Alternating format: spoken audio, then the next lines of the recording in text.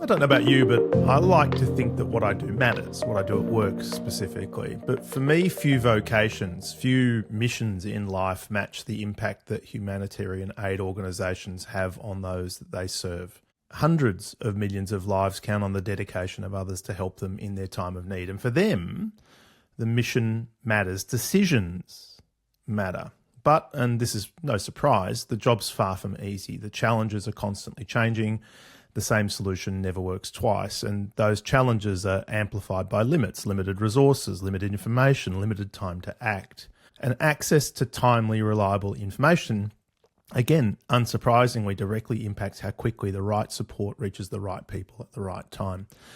So in this episode, we're going to explore how one humanitarian aid organisation, Mercy Corps, imagined their decision-making processes using AI to strengthen their mission and help people in times of extreme need. And whilst I wouldn't compare a humanitarian crisis to a business crisis, the parallels to some of the situations that we all face in work seem obvious. New problems, limited information, pressure to act. And while it might not be life or death, I imagine there are takeaways for us all. So let's find out. Welcome to another episode of the AI Forecast, proudly sponsored by the amazing folks at Cloudera. I'm your host, Paul Muller. Join me along with leading companies and industry experts as we explore the past, the present and the future of data and AI in the enterprise. And if you are a regular listener, please don't forget to like, subscribe and share with others who might find the podcast valuable. It helps a huge amount. Well, today we're joined by two guests. First up, Josh DeWald. Josh brings decades of experience in humanitarian response, food security, and international development with expertise in scaling high-impact programs and applying evidence-based approaches to improve outcomes. Today, he serves as Vice President of Technical Support, Evidence, and Program Quality at Mercy Corps. We're also joined by Rob Dickens. Rob brings over 20 years, I should say, of software engineering experience and a master's degree in artificial intelligence, specializing in translating emerging AI technologies into practical real-world solutions. He led the technical architecture and development of VERA, V-E-R-A, Cloudera's Agentic AI solution built with Mercy Corps to support faster, more transparent human decision-making. Gentlemen, welcome to the podcast. Thank you. Hi, good to be here. So, bit of an international cast today. We've got an Australian, an American, and an Englishman. That sounds like the beginning of a joke. Josh, where do we find you today?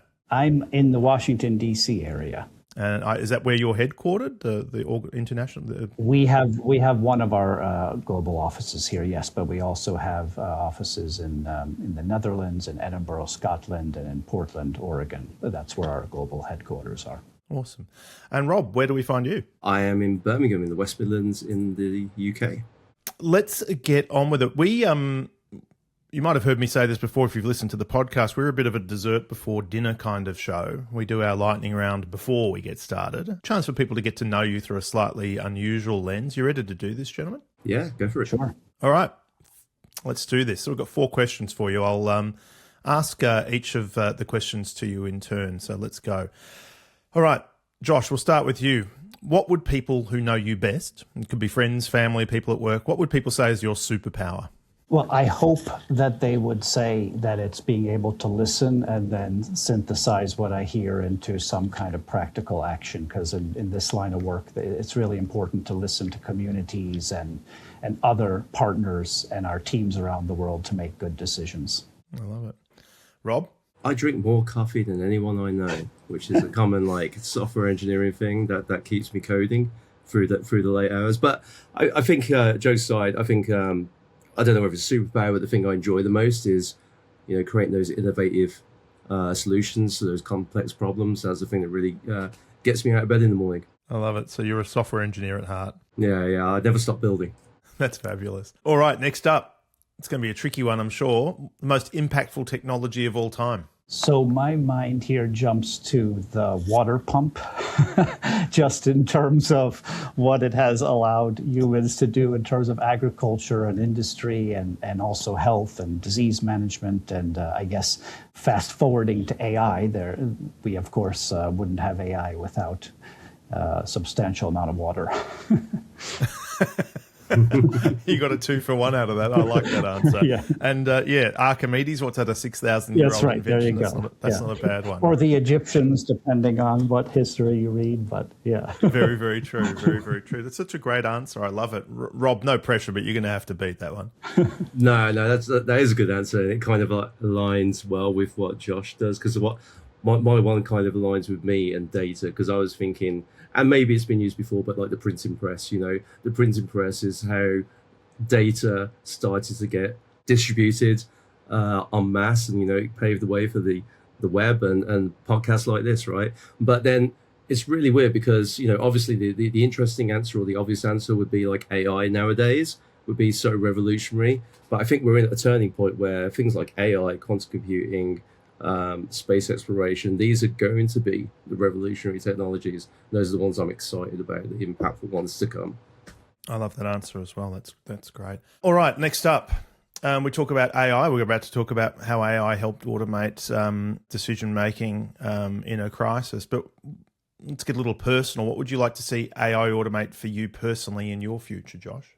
My mind here goes to, again, more of a work-related answer, but we're always looking for ways to reduce overhead and drive more resources towards programs and participants. And so anything that automates things like reporting and compliance and elements of procurement and administration and things like that, and helps move more resources towards participants, are things that I'm 100% in favor of AI automating.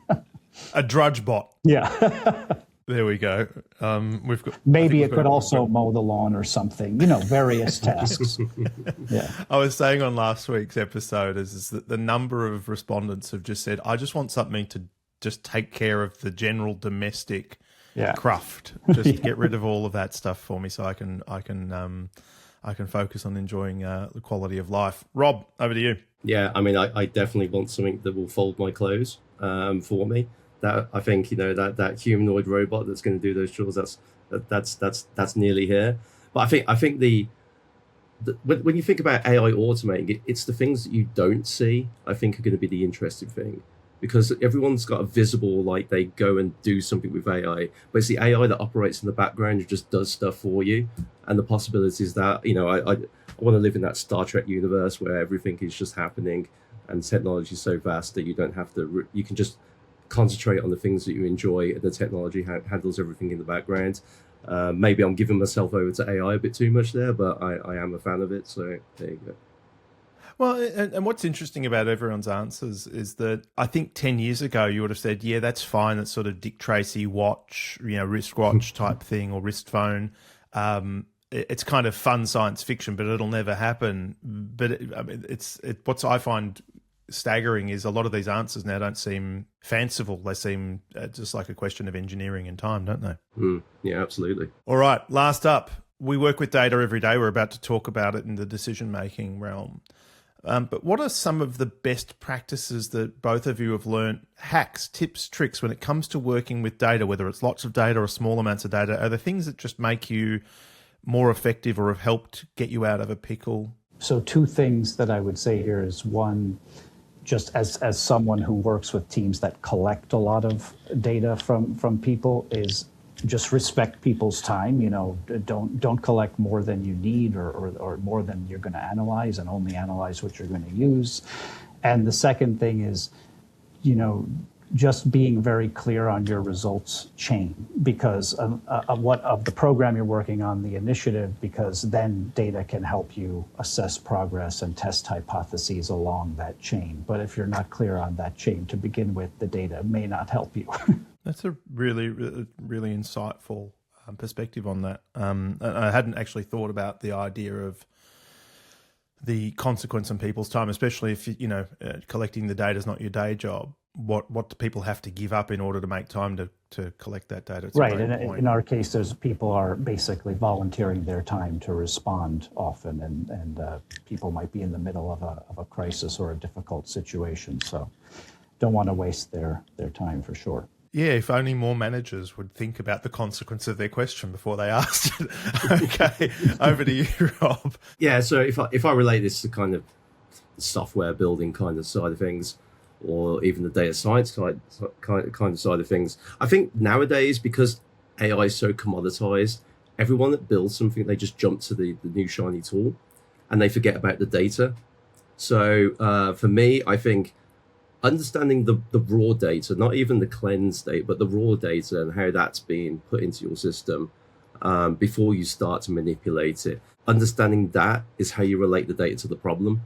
If you skip those steps, then it's not going to quite link up, and then you'll miss opportunities for other features and functionality that you can build on the solution because you haven't really understood the base data that's there. So I always say go back to the data and understand that first. I think that's such a good point as well. And we've talked about it on the show a little, as having sympathy. And I'm sorry, sympathy, by that what I mean is, if you've ever heard the phrase mechanical sympathy, people talk about it with cars, for example, understanding a bit about how the car works so that you don't abuse it and, cause it to break down.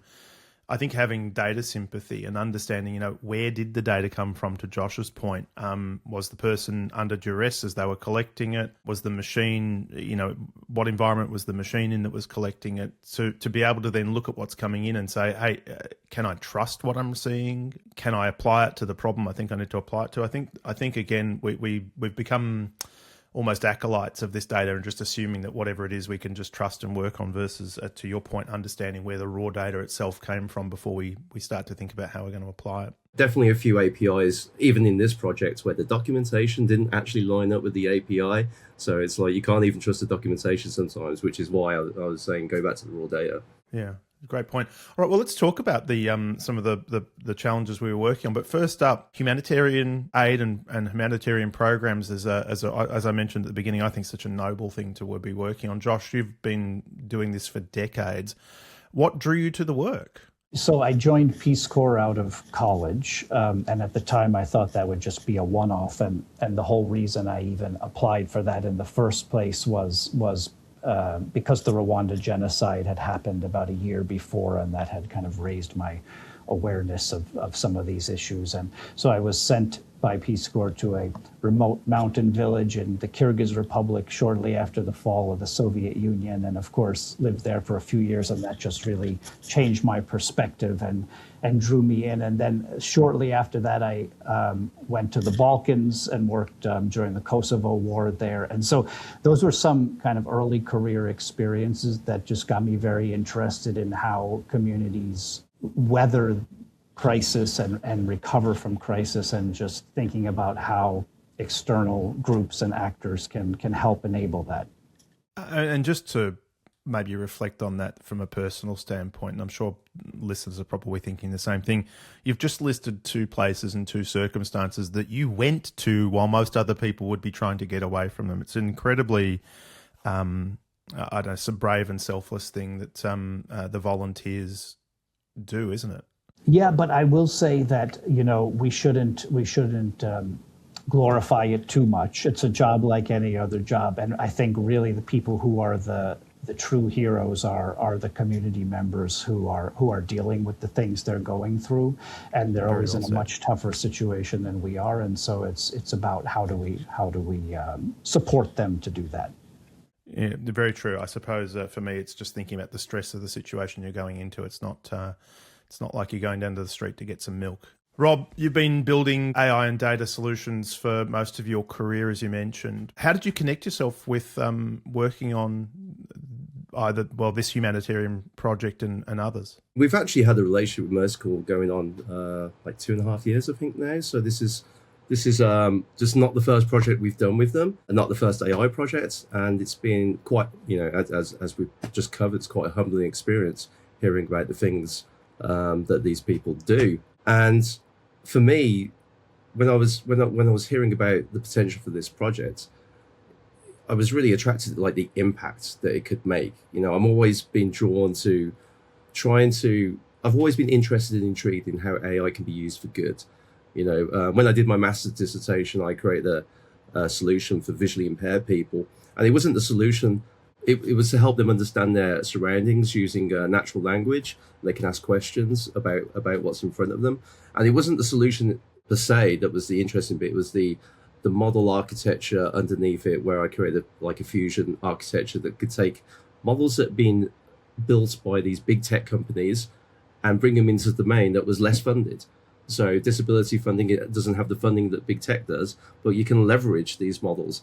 And being able to use that same principle and bring models that are developed by these big tech companies into the humanitarian space just seemed like a great opportunity.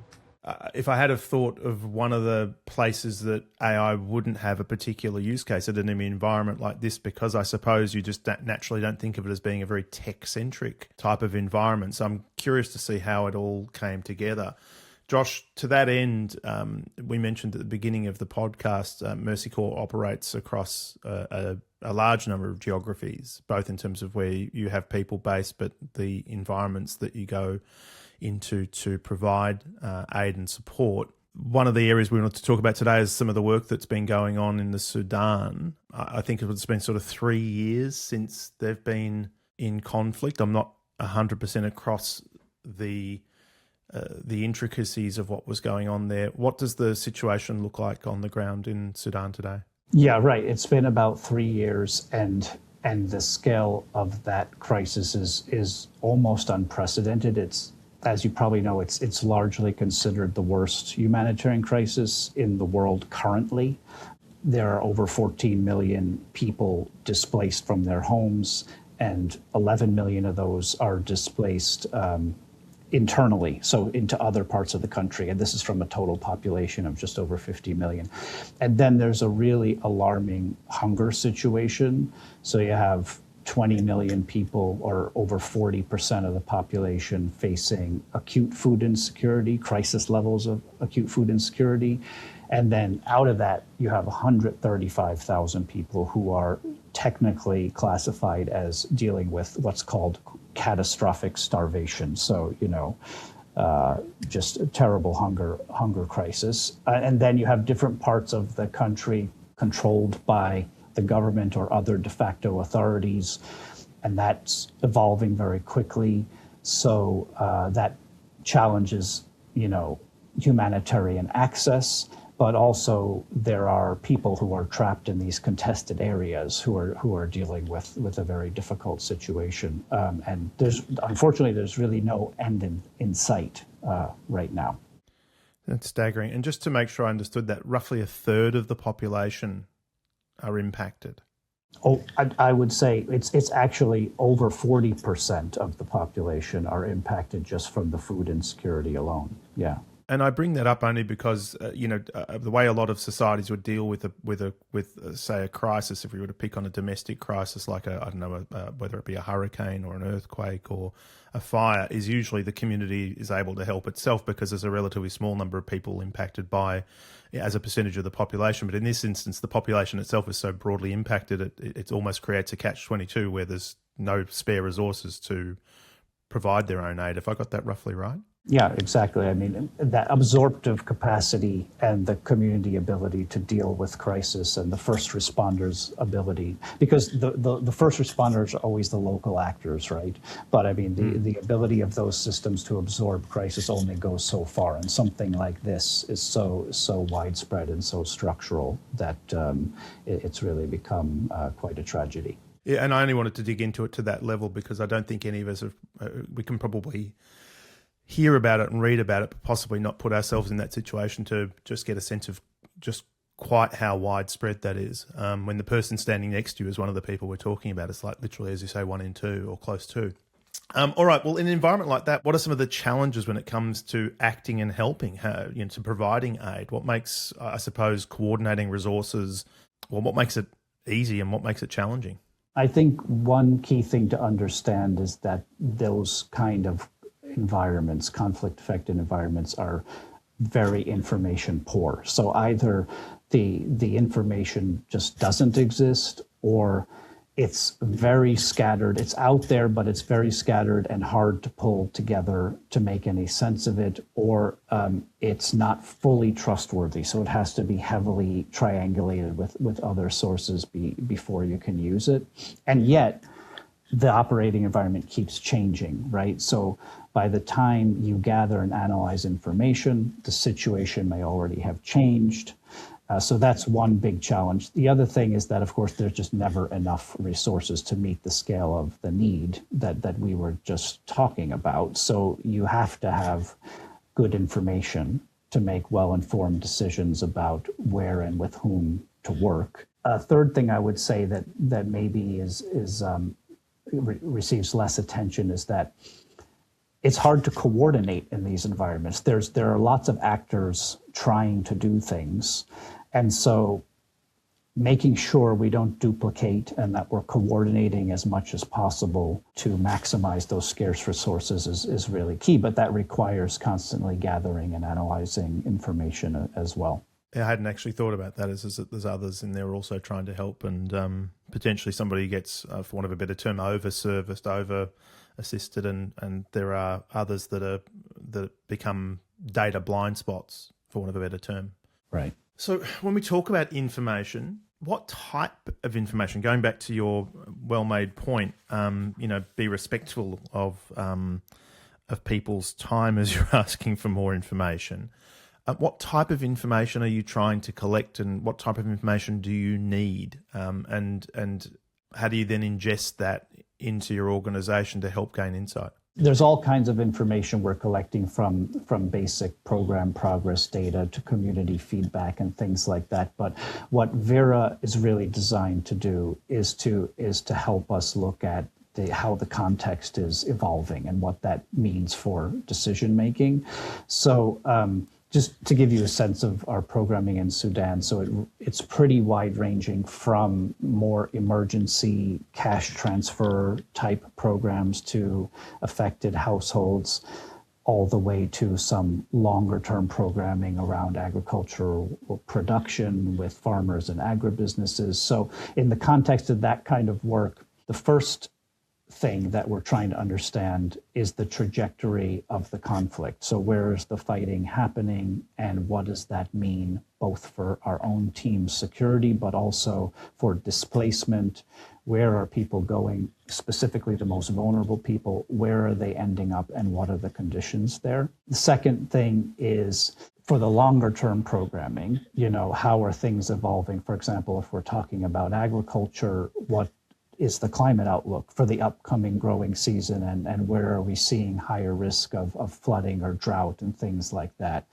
So in that context, it's traditional reporting and analysis are still effective, but then when we're trying to get a full picture of how a fast-moving context is evolving, you have all these disparate pieces of information like media articles. There are reports from a range of humanitarian actors or local authorities. There's maybe conflict data, there might be social media data, and those are all just glimpses into the overall picture. And compiling those into something that's actionable for a specific geography is quite challenging, and it puts a demand on people who already are working in a high stress environment with a lot of demands on their time. So addressing that bottleneck is why we wanted to partner with Cloudera and work on VERA. Incredible stuff. And our editor may choose to trim this out, but I have to say, just sitting here listening, I'm feeling my anxiety levels rising just thinking about how I would have to deal with that sort of situation. I'm worried about my CapEx planning for the next financial year, and I'm just sitting there thinking it's a trivial problem by comparison. All right, so Rob, when you first started working with Mercy Corps, we talked a little bit about how you got introduced, but what problems were presented to you, and what was the mission that you were involved in, and how did you come to figure out that AI might be able to help? Yeah, I mean, Josh has actually highlighted quite a few of the problems which we were trying to address, which is the disparate amount of data or disparate data sources that existed, because the crisis analysts that were producing reports on certain situations or crises, they were spending a lot of time going through all these different humanitarian APIs and portals and social media and looking at local news sources. And it's a never-ending and ever-increasing and ever-growing list of data sources. And it just took so much time that, from, like Josh was saying, by the time you finished all that analysis or just the information gathering, the situation has changed already. So it's how do we get to the decision side quicker, and make that more actionable. I mean, AI seemed like a great fit because of the complex and varied nature of the type of work and queries that were being asked by the analysts. You know, we let the agents decide, do I need this humanitarian API for this specific query? You know, we have different domain specific agents for like conflict or displacement or local media sources, and we let that orchestration happen within the solution to say, well, you know, we need to check for local sources, or this is a crisis domain question, so we make sure we're probing the right APIs for the right situation or the right scenario. And it's different because you can sort of query it's multiple turns in the conversation, so each step in the conversation might bring in a different API based on the updated conversation thread. So it's like an ever evolving sort of scenario that the analyst gets to plan in the solution. Yeah. So going back to the idea of applying AI to the problem, what I'm hearing is that this sounds like, and this is probably a question for both of you, an interesting mix of tabular data. So I'm guessing there's a lot of sort of rows and columns and numbers, but also a lot of unstructured data. And it's the synthesis of those two things, you know, to his point, weather data, climatic data, and synthesizing and joining that together with potentially unstructured data that was the I suppose where that analysis and the work had to happen. Or have I misunderstood the nature of the problem? No, I think that is, I mean, that is the challenge, right? The disparate and different types of data, trying to bring that all in from so many different data sources and then produce some analysis on top of it. But to get there, you know, if you do it manually, you have to physically go through all of that stuff, whether it's relevant or not. But here we're producing a solution where we're only giving back the relevant stuff. So you get to the analysis stage a lot quicker. I like it. So talk to me, we've mentioned VERA, VERA. What is VERA? So, I mean, in the simplest term, the solution itself is a conversational AI. The user's presented with basically that view. But in the back end is an agentic workflow with those domain-specific agents that I mentioned before, and an orchestrator that is kind of like the boss of your agents. You've got this little crew of agents, and the boss goes, well, I need to pick on these guys to go off and do some research. And so what we did, we even developed, they're called MCP servers, Model Context Protocol. It's a standard for agents connecting to the outside world. And, you know, there's a lot of lessons learned on that side as well, because, you know, when I was talking earlier about going back to the raw data and understanding that, a lot of people replicate an API with an MCP server, but actually, you know, understanding the data and the business problem leads us to creating specific tools that are relevant for the domain, for the agent. And then you're starting to see what the agent's going to request based on different queries that we tested out with. And so we make sure they've got the right tool endpoints for their specific use case, making sure you've got happy agents that have all the tools they need, basically. But yeah, so that all runs within the Cloudera AI platform as an agentic workflow. And then we created a custom front-end application for the users to interact with and, again, deploy in Cloudera AI. Well, let's talk about the users. Josh, I'm curious how this was received. I don't know what your typical users' relationship with technology is like, and obviously being potentially in a less than perfect environment from access to power and internet and so forth. How has this solution, how is it adopted or received, and how has it changed the way people work? Well, Rob just described it in technical terms, but I was going to say I think of it just as like a little team of analysts who you can work with. That's what VERA is, and they have a supervisor who's helping to guide them all. So, so far, you know, what we've heard from the analysts in the field who are using this is that they've really enjoyed using it. It's different from how they traditionally spend their time, which is mostly sifting through lots of different information sources, and so that allows them to now spend more time iterating and adjusting the prompts, and also adjusting the sources that the agents are looking at to help try to get to the heart of the issue that they're analyzing.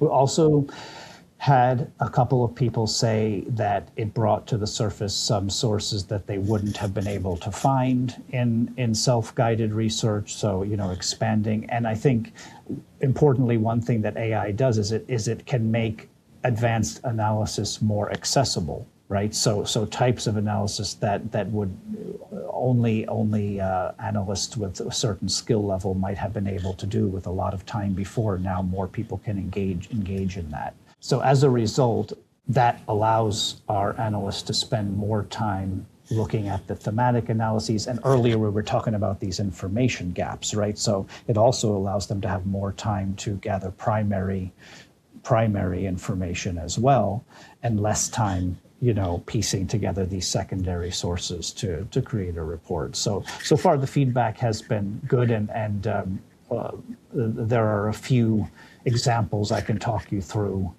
later to give it more specificity.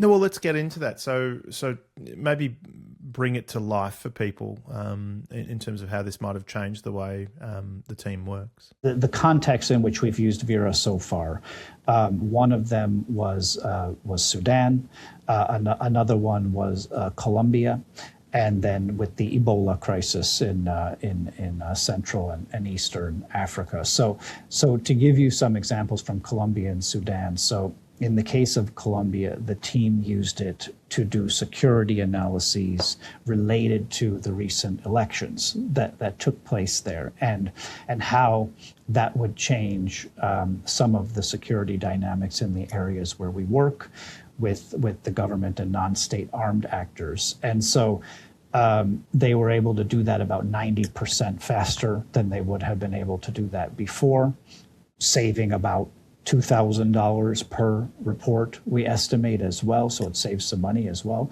And the decisions you can make with that are pretty practical in the sense that you have to use that information to revise security plans and to decide whether you should hold off on going to a certain location for a while to engage with stakeholders and assess the situation further. So, pretty practical implications of what you can do with that. In the Sudan case, the reporting period was on average dropped from around 6 days to about 2 days. One example of a report we did there was looking at agricultural supply chains. So where are agricultural inputs available? Where are they not available? Where are they so high in price that farmers are changing what they're planning in terms of area to plant or the types of crop to plant, and then where is processing still happening, where has processing collapsed. So you can take that information, and it's very applicable to make programmatic decisions about where to target support. And in that case, again, some cost savings as well, about $1,500 less per report. So those are some examples of how teams have been using it.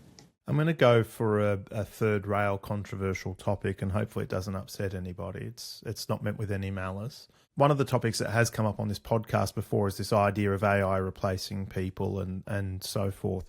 When you talk about a reduction of something like 6 days to 2 days, there are some folks who might feel that that's actually not a good thing, right? As there's 4 days of someone's job that's kind of been taken away. What are people doing with the time that's been given back? Is it seen as a sort of a threat to people's jobs, or is it seen as freeing them up to do other things? I think in our sector, the conversation is different in the sense that AI is letting us do things that we just never would have done, period. So it's not that it's replacing things that people were doing, but it was just more time intensive. It's, enabling us to do, the types of things that we're talking about that in the past we knew that would be useful, but we would just have said, faced with the more basic demands of program delivery, that's just not a priority right now. And so I think it's just expanding capabilities. If you're an analyst and this frees up some of your time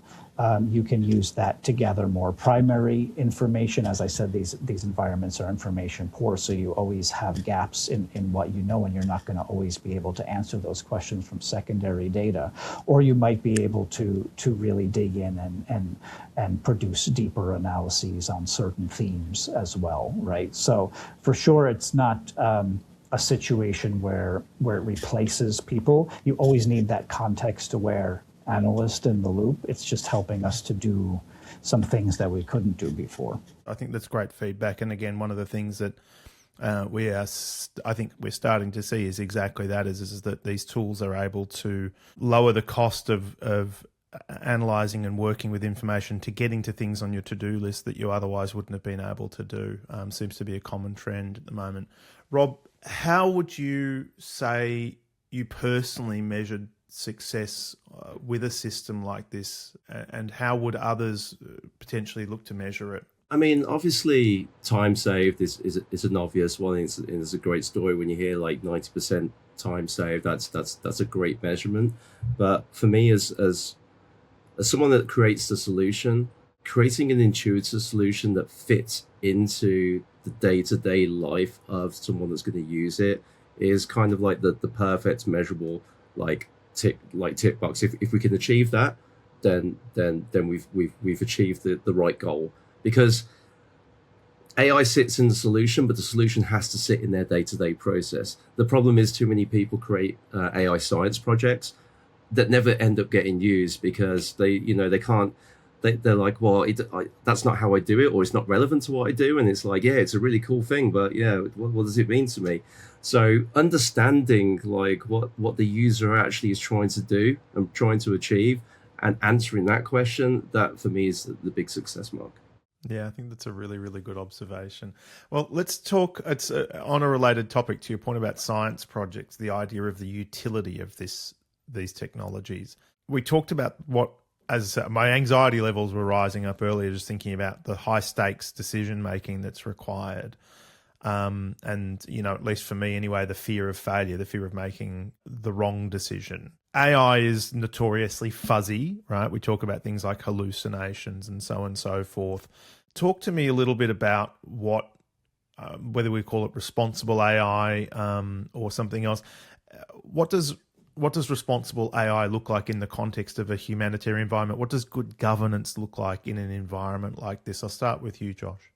First, going back to what we were talking about earlier, always keeping an analyst in the loop who understands the context and what we're trying to do. AI is a great tool, but it has to be cross-checked by people who understand the context and the implications of what it's producing. So that's definitely one. For us, data privacy and protection is really important, because you might be dealing with personally identifiable information from participants, including people in a pretty vulnerable situation. So having, rigorous protocols around data privacy and the use of AI, and then evaluating any new technology we use with a privacy impact assessment, and making sure that input data is safeguarded, and that the outputs are also used in a responsible way is important. And the last thing I would say is around bias, essentially. So AI is pulling from different sources, and you have to be conscious of the weight it's giving to different sources, right? One thing that's interesting is sometimes you'll see AI models give quite a high weight to things that we might not even have considered a high quality piece of evidence, right? And so then if you're in an environment where let's say it's a conflict affected environment and it's highly politicized, right? There can be certain biases baked into the information. So just being aware of what sources it's using and trying to make sure that we're using high quality information and mitigating against that bias is important. Josh, I don't know how to break this to you, but you never get any politics or bias in the commercial world. Yeah. And, without being glib about this, and again, the mission is incredibly, it's just, as I say, I think it's a noble pursuit. And as you say, with all due deference to obviously the people impacted as well, it matters in a way that speaks to me, at least anyway. But the parallels to what we have to deal with on a daily basis, in less harrowing circumstances seems pretty clear to me as well. And I'm sure there's some great lessons to be learnt from that. But Rob, back to you, just in terms of responsible AI and governance, what were some of the challenges and lessons as we think about responsible AI? I think everything Josh said is the kind of thing that we at Cloudera as a company always push forward as messaging with our platform, private AI and data sovereignty and all these kinds of not restrictions but responsible boundaries that we put on these data architectures. But I think just adding or expanding on that, I guess the explainability of AI. It was from the very get-go when we were designing the solution, it's every source needs to be cited. The analyst needs to be able to get back to the original source material from the summarized answer that was given back by the large language model or the agents. So being able to go back to the original material is obviously really important because it gives that trust in the answer as well, making sure that the hallucinations reduced or hopefully not there at all. But then also it's understanding from a technical point of view, the metrics around how well the LLM has answered the query. And there's a number of metrics that we were tracking on that as we were testing. So we use this approach called LLM as a judge. So we use another LLM to basically review the answer and go, well, how good is, on a score of 1 to 10, how good is that an answer to the question? Does it answer the question? Does it answer it in a relevant way? There's the things like bias and stuff like that. So all of these things add to the explainability of AI, because if it's a black box, then obviously you kind of lose the faith, or you don't know if you have the faith in the answers. But then if you start leveraging some of these metrics and explainability and just showing simple things like the chain of thought of the different agents and what they're thinking, because they actually I won't say talk to each other, but they're producing context. They're going, right, I need to call this agent to do this thing. Also, now you understand the workflow behind this agentic workflow that's running on your query. So surfacing all of these aspects to the user just adds that explainability side of things. Sorry, I had to laugh because it's hard not to anthropomorphize when we're talking about these tools these days. You describe them as people. Yeah.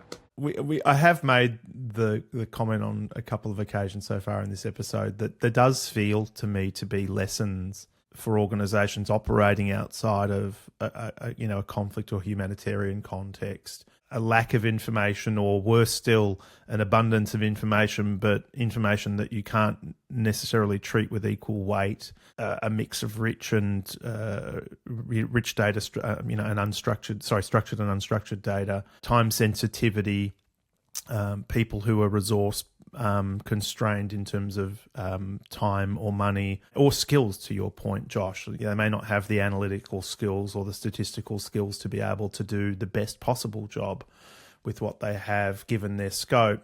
So what are some of the lessons, in both of your opinions, that people could learn from deploying AI in, well, let's call it a high stakes environment? So first, I would say, alignment with what teams already need to do, or augmenting, going into a new frontier in an area that they already would like to explore. So, for example, in our case, we had a crisis analysis team in Sudan who wanted to do certain things. And so helping with a tool that could expedite that and expand what's possible there is really the recipe for success, rather than trying to introduce an entirely new tool that has a much steeper learning curve. So they already understand the purpose, and now it's just the tool, right? And then The partnership is really important. So we're fortunate to have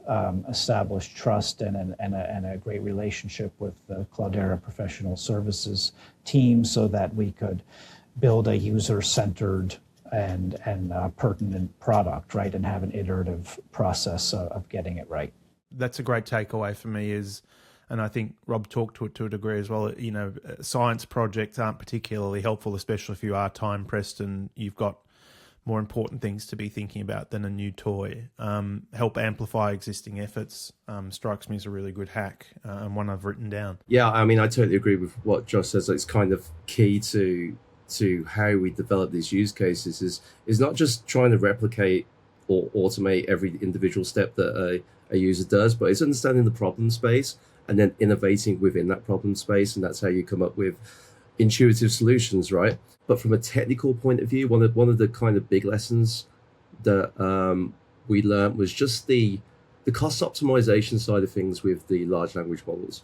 So when you're talking about a multi-agent workflow, not every agent needs to be the most expansive and expensive agent to do the job. So if you've got an agent that's only job is to go and retrieve data, the larger large language models, that sounds weird, but those ones do a lot of reasoning very well, but they produce a lot of context. And now when you've got a large language model or an agent that wraps that model and it's going to retrieve data, you don't want it to produce a lot of context with the data it's retrieved, because then you get into this context rot scenario where I always liken it to, you know, if I ask you to read the entire encyclopedia and then ask you a question straight after, would you know where that bit of information was? No, because you wouldn't be able to take it all in and bring it back, right? So it harms the solution when you've got multiple domain-specific agents retrieving lots of different data and they're producing context on top of it. So there are smaller versions of the models that we used that were just more focused on that task, and we left the reasoning models for the orchestration and the report synthesis and that side of things. So those were just some like key technical learnings that we gathered during the process. I'm going to summarize your lesson, Rob, into Paul speak, which is before attempting this, make sure you call Rob, who will be able to help you avoid all of the technical traps. Because I understand what you're talking about directionally, but I don't think I could make good decisions. And I think the takeaway for me is get a Sherpa, get someone who can help guide you through the process. Because what I'm hearing is AI is not AI. Yeah. Oh, absolutely. I mean, and I think that's where the value of these kind of partnerships come into place, as opposed to us trying to figure that out by ourselves. As you were mentioning earlier, it's the way that we're staffed. It is a luxury to have people who understand these things to the depth that Rob is talking about. So that partnership is critical. I guess the situation around the globe continues to change as what it appears, whether it's just by sheer weight of numbers of population, that these humanitarian crises become bigger, more complex. As we're looking at, I'm going to possibly upset a few people, potentially a changing meteorological climate, food scarcity and shortages, all of these challenges, they just don't seem to be going away. Where do you see AI as you look to the future? Where do you imagine AI might make the biggest difference over the next couple of decades?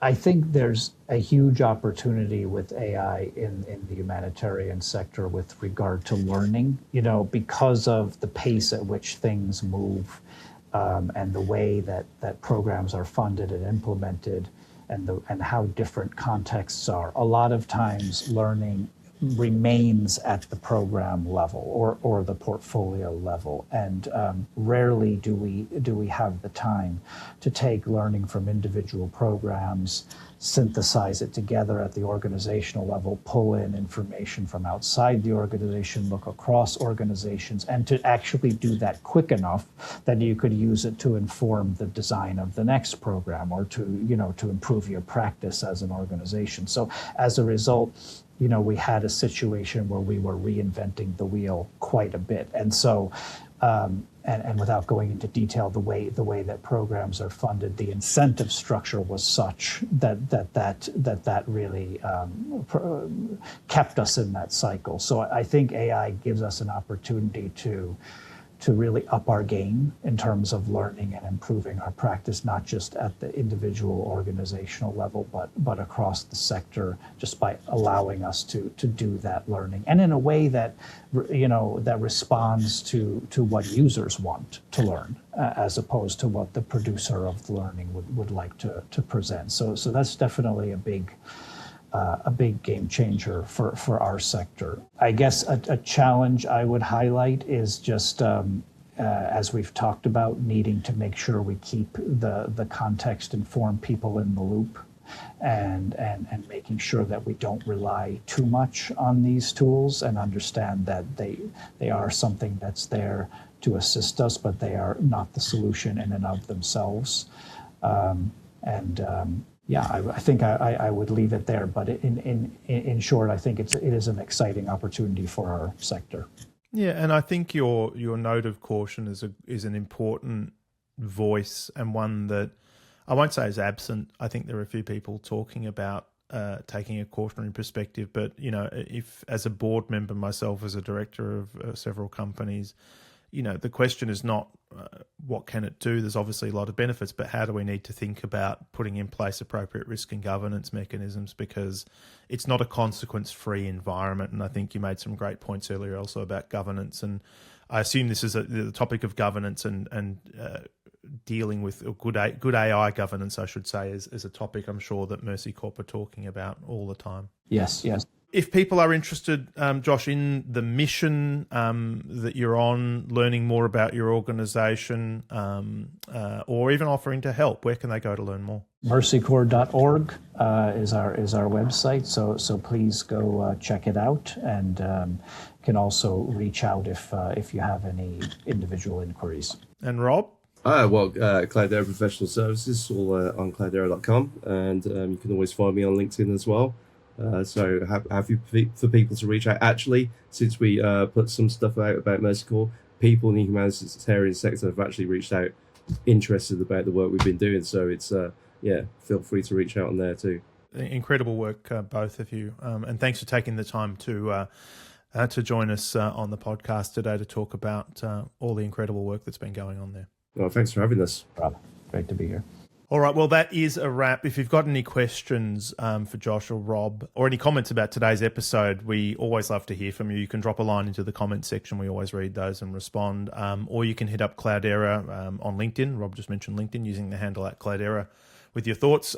We've got a tremendous array of guests coming up. The producers have been incredibly busy. So if you do have a topic you'd like to hear about, make sure you hit us up. And if you enjoyed today's episode, make sure to like, subscribe, and share with others so you and they don't miss a drop. Thanks again to Cloudera for hosting another episode of the AI Forecast. Thanks again for listening in, and we will see you all, or at least you'll see me next week.